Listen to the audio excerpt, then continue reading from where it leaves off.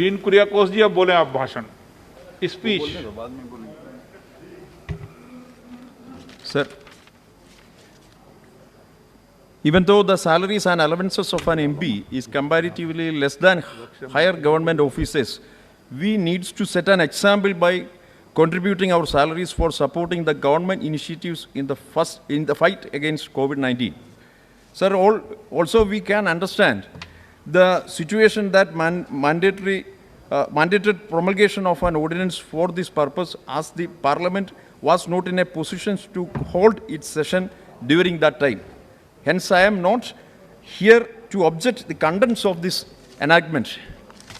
The amendment to be in effect from 1st April 2020 to 31st March 2021 deducts a sum of 57,000 rupees from our salary in a month, which being rupees 30,000, 21,000, salary in 21,000 and 6,000 from the salary, constituency allowance and stationery allowance respectively. The total collection from salary, the amount only 50 crore rupees only. In this regard, we would say this is only a symbolic approach. This amount is nothing compared to the financial impact made in the backdrop of COVID-19 pandemic. It is less than 0.001% of the special economic package announced by the central government. It is only 0.27% of the Central Vista project. It is only 0.8% of the amount that the PM Care Fund received in its first week. At the same time, we cannot ignore a fact that we have not succeeded in preventing this disease, as we are going fast to have 50 lakhs of positive cases in our country. We have to find out where our policies and systems have failed.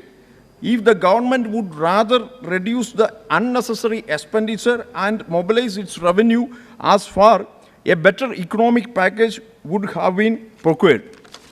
Sir, due to several reasons, I can say the decision taken to freeze the MP LADs up to 2022 was a wrong. It is very sad at this time. MP LADs has also been freezed without any consultation or prior information.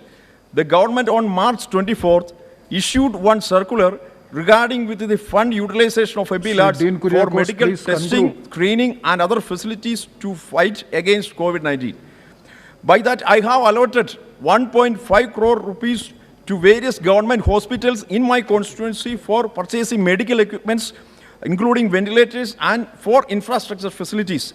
Sir, at that time, unexpectedly, government have taken the decision to freeze 2 years MP LADs, that is 10 crore rupees. After some days, withdrawn the previous year's second allotment, 2.5 crore rupees also. So totally 12.5 crore rupees have been transferred to contingency fund. Currently in my constituency, the number of patients are very high.